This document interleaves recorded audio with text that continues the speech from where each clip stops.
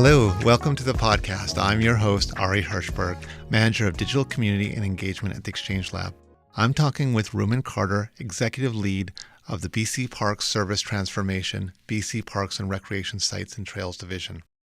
Rumon joined the BC Parks team to focus primarily on bringing everything from camping to conservation in the digital era. We are continuing the conversation with the Digital BC livestream with CJ Ritchie on reimagining the BC Parks experience from the outside in. I had the pleasure of working with Rumon while he was the Executive Director of the Exchange Lab for 2+ years. It was a pleasure growing the Exchange Lab with him and the team. I enjoyed watching him take on really tough problems for the team. It made a lot of sense when Rumon left the Exchange Lab to join the BC Parks for another really tough problem. Fun fact, the first day I started at the Exchange Lab, I was asked to look online for pictures for cute puppies, print them, and create a wall in our office of puppies. Each puppy signified a tough problem. Rumon and Heather Remical were already full of tough problems, and we had to figure out which puppies had the most value. We put a sticky note on each puppy with a tough problem to have a visual. You may be thinking, puppies? It worked. We had a fantastic wall of cute puppies. It became a conversation starter when people walked in our office, and we knew what was the most important problems to move forward on and what to leave. It was a lot of work and a lot of fun working hard at growing the Exchange Lab and building strong communities to solve tough problems with Rumon at the helm. During the BC Digital BC live stream, we were not surprised to be inundated with questions about the new camping reservation service. Rumon answered 17 questions, and we still have more. We will be answering the top 6 questions today. Ari, thank you so much, and for that fun and kind intro and reminiscence about the puppies that we shared. I figured you'd like the puppy thing. So let's get at it. First question, how do you balance expectations of the digital service transformation priority versus service priority itself? Yeah, you bet. And, before I answer this question, I love the fact that, we'll talk about, user centricity and user experience design research and otherwise, but I just love the fact that these are questions coming in from the audience, and we're not making them up ourselves. And what makes it fascinating for me is that, the person asking this question has sort of set up a dichotomy between digital service transformation and services themselves. So my answer to the question of how you balance those is either they're in perfect balance or there is no balance. And what I mean by that is that there is, to me, no such thing as digital service transformation. The work that we need to do, needs to focus on the services and the priorities of the people living in what is now British Columbia that will, whether it's tactically, in terms of meaning, in terms of relevance, always drive what we do. And so, when I, showed up at BC Parks and every day that I show up, we hone in on what it is that are the needs of, the users of BC Park services and also the services that the parks themselves provide and how we can augment them for the best. And so we don't lead with digital. It's by design, not in my title. We don't lead with technology. What we lead with are what the needs are of the services that we as an agency provide and the parks provide. And then we bring to bear all of the tools, mindsets, cultural characteristics, models of the digital era to bear as best we can in service of transforming those services. So, as I say, when I saw this question, I found it very interesting, and I'd offer that it's a false dichotomy, and that we all need to recognize that the way forward in this work, and this is grounded in the theory of change that you and I worked on in the lab, is always needs to be centered on the needs of the people who live in BC and who consume its services, and that digital is enablement. Nobody will ever vote for digital per se, but people will vote for, people will fund, people will support, people will get excited about, people will apply to work on meaningful change in respect of public services and public priorities. And so you've been there for about a year now. How have you continually changed the mindset to constantly think that way? Again, and I guess I'll stop saying this, given that you and I have talked about these kinds of things so much, I don't see my job as changing minds. I get asked a lot about cultural change. I see my job to model behaviors, to model practices, to advocate for, process changes, something I know we talked about on the live stream. So, what I seek to do is, draw examples of how a shift in mindset and operating model is beneficial, to model those approaches, showed measured substantiation of the benefits. And then, as a gardener, if you will, to, cue from, General Stanley McChrystal and others, his book, Team of Teams, is to cultivate those changes, to create the environmental conditions that support others to walk into that space, to walk into those mindsets, and to gain the benefits, which are manifest of working in these ways, thinking in these ways, and connecting in these ways. How much consultation did you have with the public? Lots and lots and lots and lots. We, through our partners, and those are our contracted partners and internal partners, and especially when we talk about, the design-centered approach that we've taken, our partners in environments, ministry-wide service transformation branch, we started, engaging passively through sentiment analysis, through social media and other media in respect to like what needs were. And then, when we had the support to, create the capacity to deploy folks like Kevin Eamon on that team and Nicole Del Rey on the team, we've now, through them and our partners conducted or approaching 150 one-on-one interviews with the users of BC Park services. We also, and I think this came up in the live stream, near the end of January, put out the call for a standing, citizen user experience test squad. Those who wanted to sign up to be part of our continuous improvement.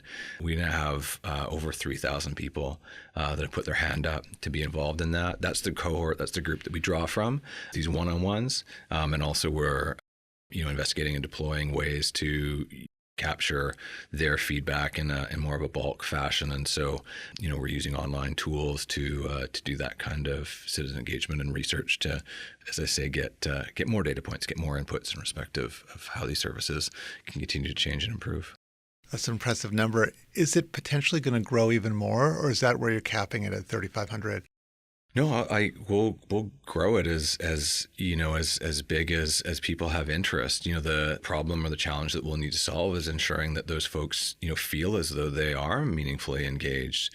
And that's why, there's a max throughput for one-on-one, deep one-on-one interviews that Cole and Jane and others can do. We will be continuing to do those and for the foreseeable future. So what we need to do is engage that cohort, that broader cohort, and grow it such that we create full fashions in which they can weigh in. But again, this, your title at the outset, manager of community, central to the theory of change and to the work that we're doing is the notion of building a community, a platform of folks that are vested in, passionate about, want to contribute to the mission of parks and protected areas and key places and things that they play in, the meaning that they generate, the things that they provide for all of us who take access and advantage of what they provide. We want to find and grow that community such that there are ways that we have a vibrant community of volunteers. Let's grow that.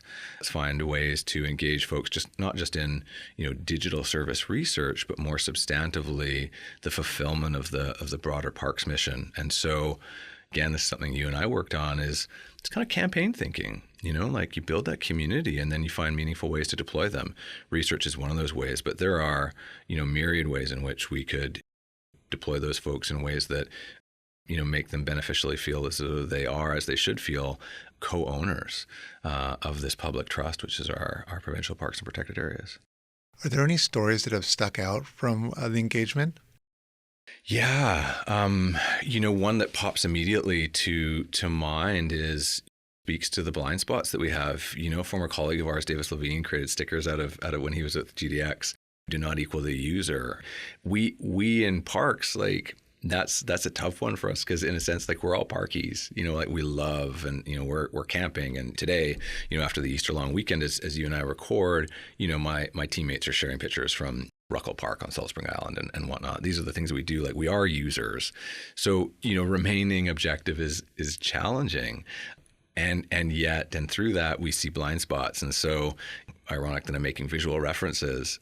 Through our engagements, we came to learn that our online tools were not accessible for those who are colorblind or visually impaired. And it was just, irony unintended, blind spot for us. And it was a wonderful thing to see the lead developer, who had done the work, hear that feedback and just recognize something that he hadn't thought to consider. And just it opened his eyes, and it was just a wonderful generative experience to watch him have happen, and to recognize that as deeply involved in the work as we might be, as opinionated, even as close as we are, as parkies or otherwise, there are things that we miss. And so that one, concretely, in ensuring that we're meeting our inclusivity and accessibility commitments was a great one, concretely. That's a good one. I really like it. To me, it's very exciting when we're surrounded by really smart people, and just to see where we all have our gaps and where our community can help us. Yeah, our biases, right? When we're working as hard and as fast as we are, inevitably you miss those things, and that's why that rate limiter of ensuring you're checking in with the people that are going to be using your services, taking the time, making the space to learn and adapt to what they're telling you is so enriching, and makes for better experience for your end users, and also as I hope I'm alluding to, makes for a better experience for the team as well, and enriches the experience for the team. It's some of the best part of the work is the connecting with users and illuminating those blind spots and filling them. I agree. As a community that you're building, that person who came up with that idea or saw that, they'll be proud of how they contributed to building a better parks for other people who are looking online and need the accessibility ability. 100%. And that concretely and narrowly, those questions about visual accessibility, you're absolutely right. That person will see themselves, quite literally in that work. And when I reference parks as a platform, earlier in community building, that's more broadly the goal is that people across the province of all backgrounds see themselves in parks, connected to parks, and having meaningful ways to recreate, to support conservation, and take a sense of co-ownership, and all the richness that comes from that with parks and protected areas. So what operational results are your digital transformation efforts creating presently? I admit, when I saw this question, something that continues to be a challenge for me, and I admit I've looked it up a number of times, is honestly like the definition of operations and operational results.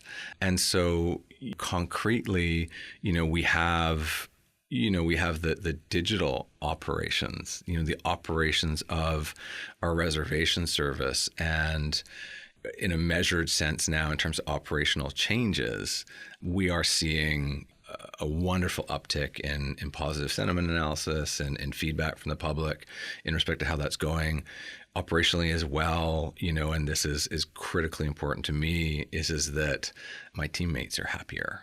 They feel proud of, the service that they, with a contracted partner, operate. And that wasn't a position that they were able to be in because the digital service, just so fraught to breakage. And so, operationally, if I have the definition correct, my teammates are happier.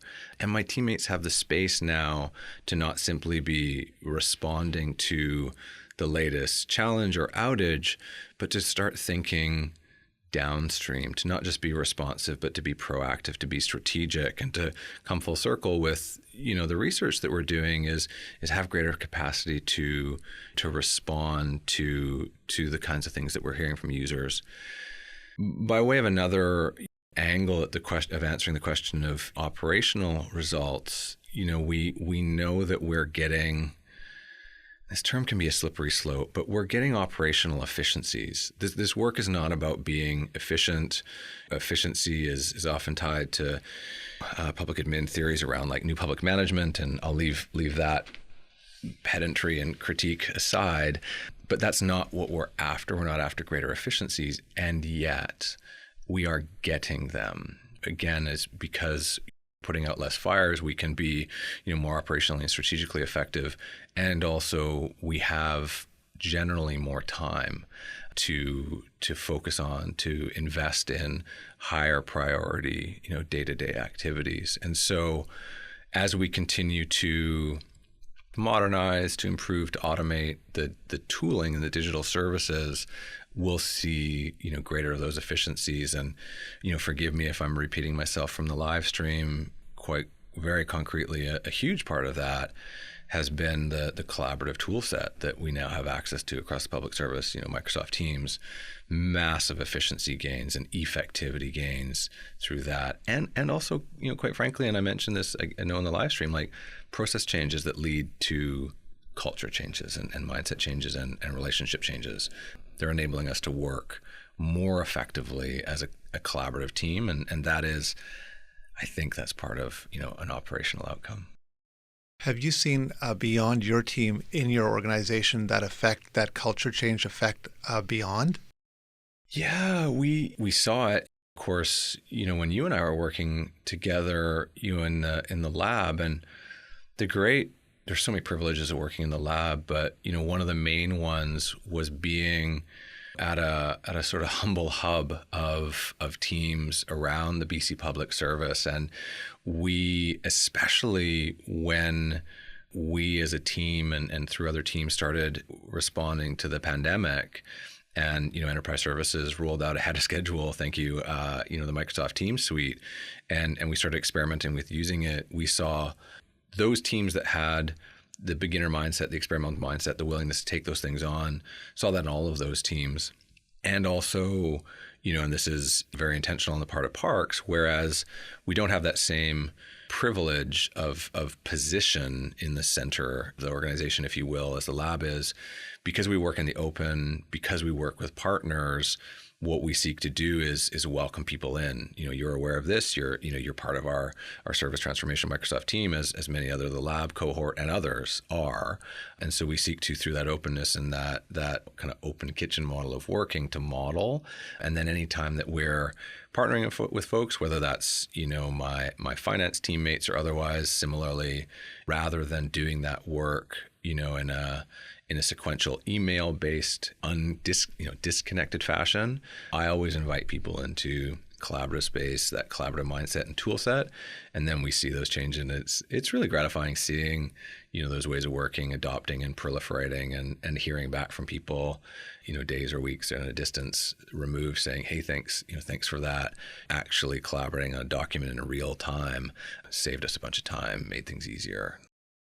Nice. I'm with you on MS Teams. It was a huge timing that it came in during COVID. It just made everything easier.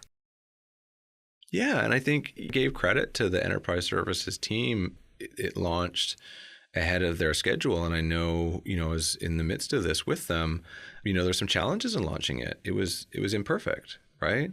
It wasn't yet, on the cloud-based Exchange server. It couldn't roll out with all of the full features. And I think whether it's, whether you want to assign sort of, attach this to incremental delivery methodologies or lean startup approaches or otherwise, launching an 80% or a 30% and getting it out into the world, I think that internally the Microsoft Teams experience, at least for some of us, has been a positive example of that.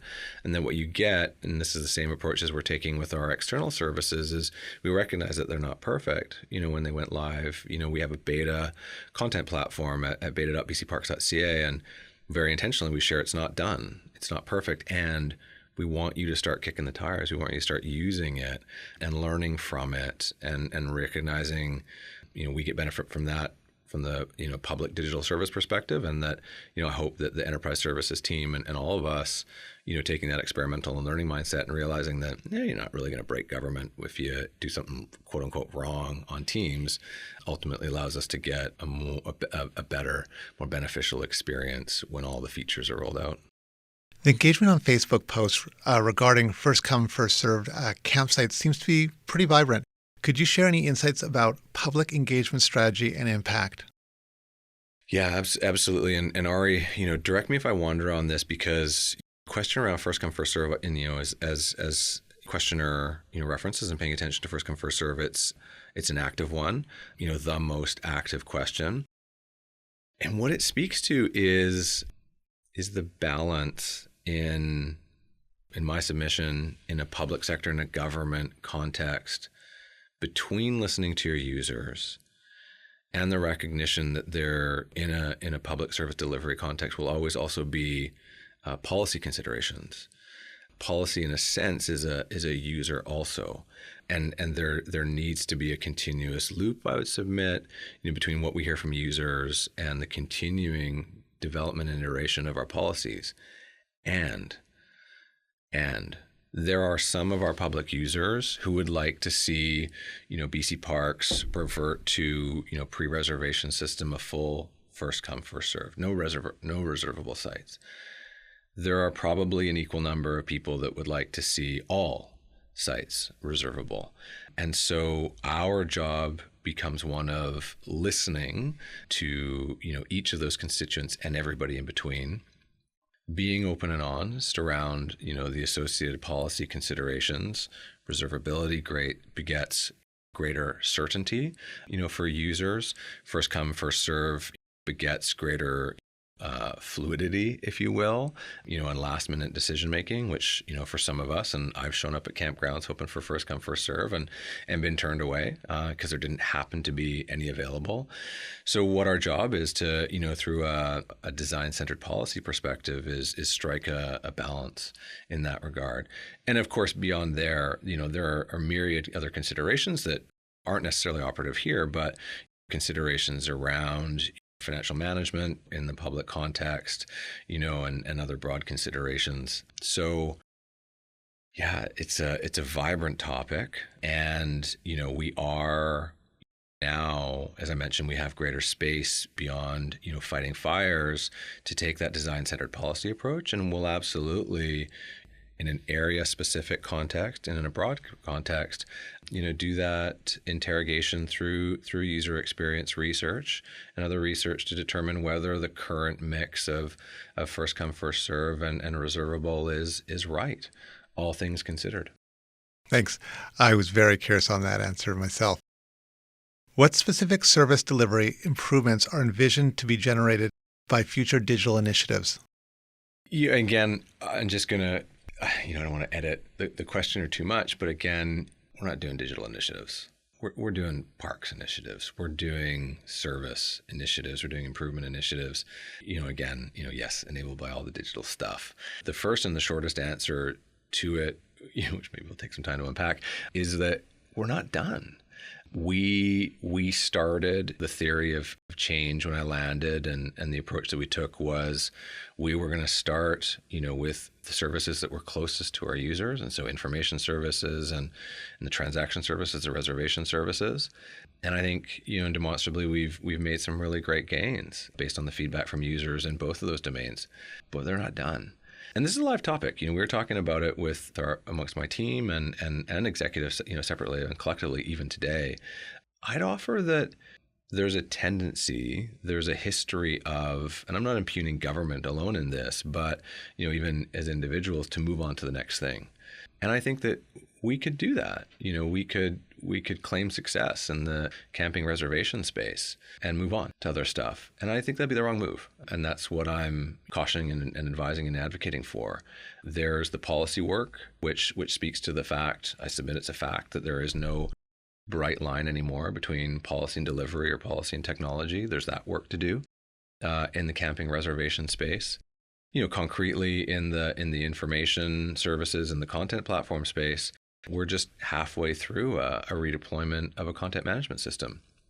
And then at the connection of those things, and coming around to perhaps a more concrete answer, is there is still a split between the user experience on bcparks.ca and at the subdomain and the separate service of camping.bcparks.ca.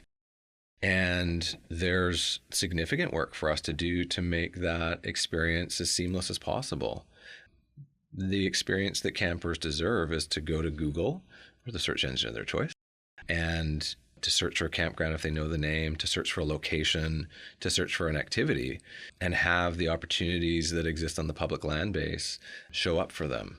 on the first page, and then for them to be able to move through an experience that provides guidance and information, reservability, with no need to move between platforms.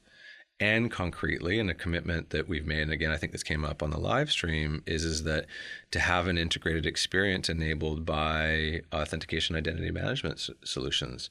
We're hearing that very concretely in the last week. We have a public engagement out on engage.gov.bc.ca/BC Parks.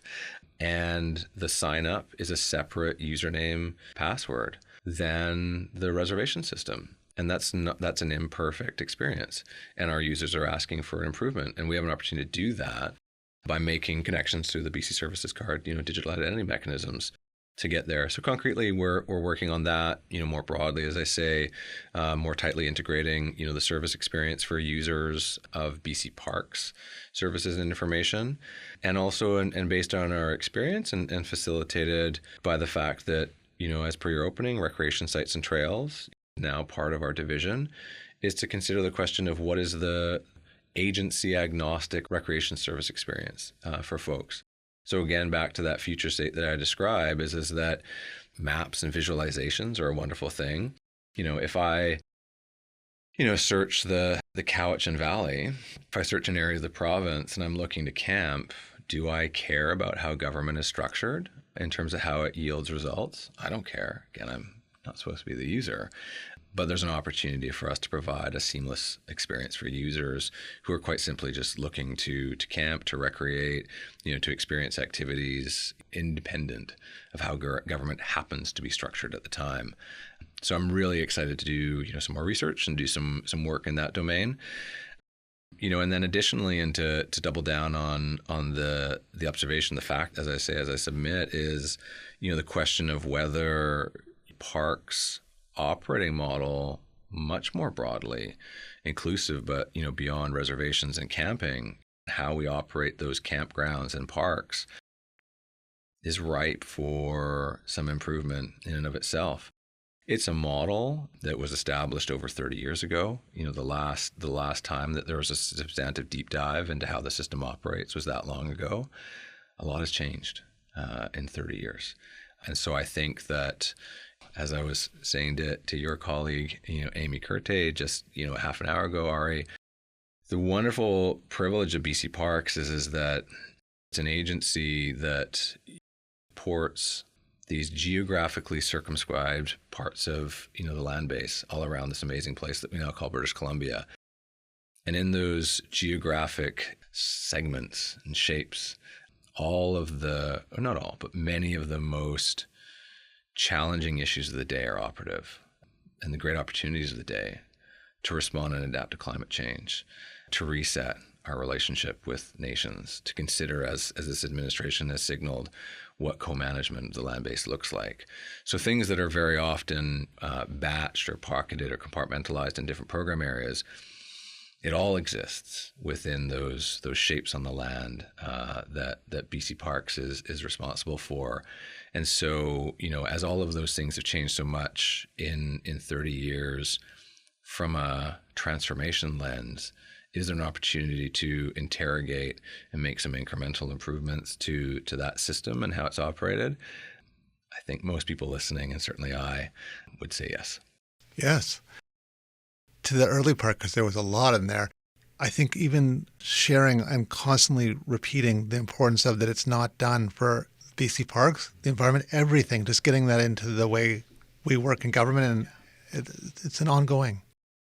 Yeah, it's that classic thing, moving from projects to products when you think about tech, and also from projects to products, to holistic organizational and mindset shifts, which recognize that this work is a work of continuous change and adaptation, and yes, by extension, endurance. Yes, the long game. As the team moves forward testing or proving out new tech, how are you ensuring that government technical toolkit doesn't become unmanageable to support?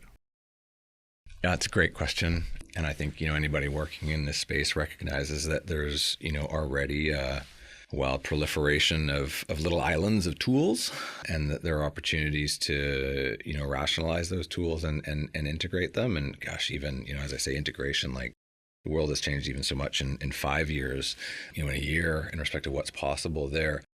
Concretely, and to use, the experience of this pilot parking pass or winter day use pass that our internal or blended team deployed this past winter. They did so in 5 weeks. And the reason that they were able to do that in 5 weeks is that they stood on the shoulders and made reuse of products that existed in our internal ecosystem within our community. And so, concretely, that's, like the Chef's Forum solution and, our single sign-on Keycloak solution, which is now served up, as a service, which is essentially push of a button.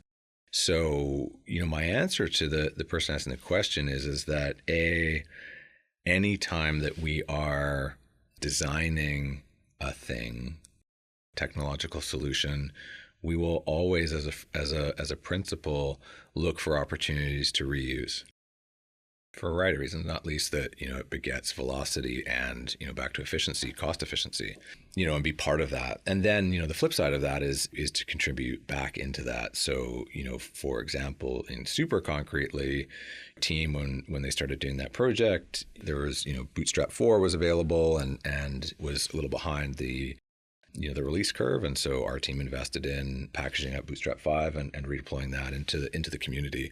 And so that's the other thing that we'll do is that anything that we're doing, it's wonderful having the support to be able to do this, because it's not a natural condition is that we will build in the first instance to ensure that we have great documentation so that others can find and use it.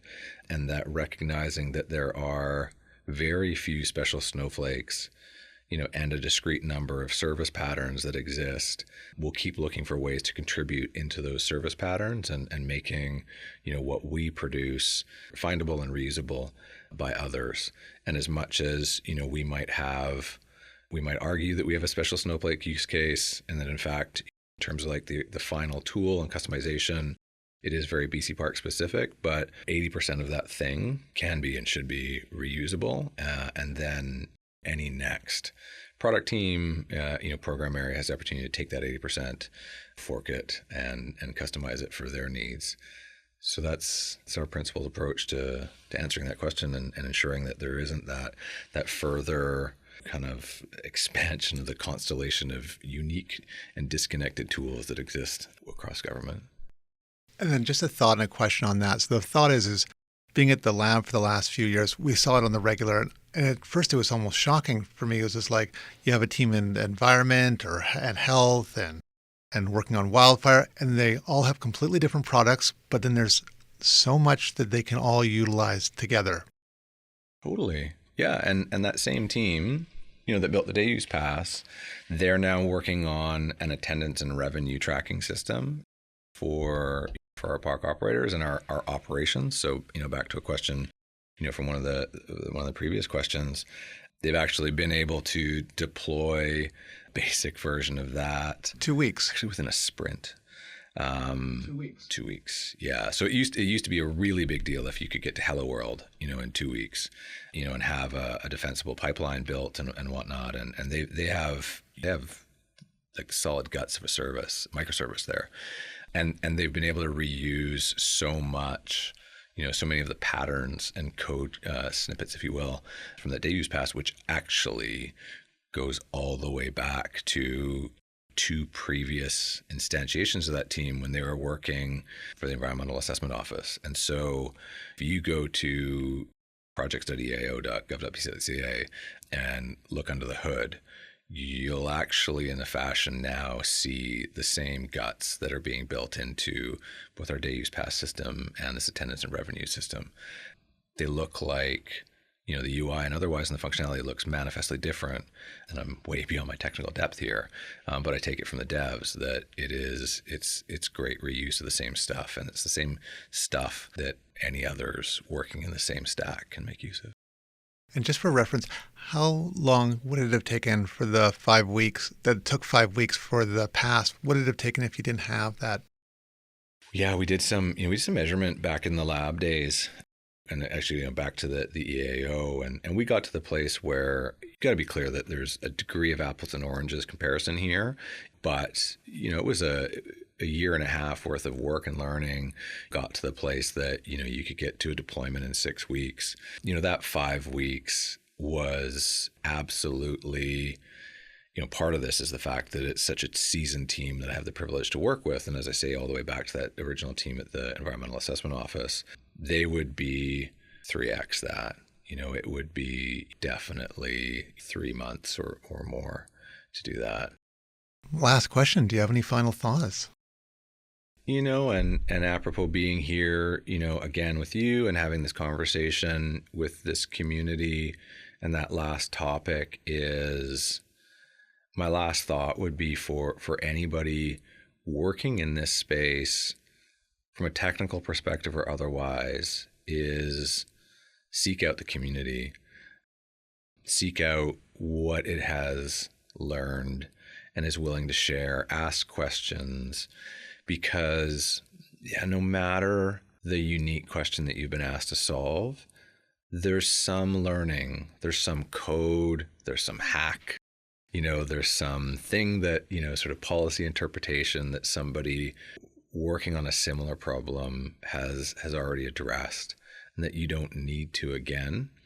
And so, I guess that's my invitation is to each of us is to keep our eyes up, keep looking for, our teammates, our community, keep asking for help, keep, signaling where we think we have opportunities that might benefit folks. And so concretely, and with credit to you and your partners at the Innovation Hub, is any chance I get to drop in to the experts in residence sessions that you hold are always so rich and generative. Any chance anybody listening has to, through other gatherings, other tools, Yammer teams or otherwise, is get connected and adopt, or double down on that beginner's mindset and the willingness to ask for help and to offer support. I mentioned endurance. This work is hard.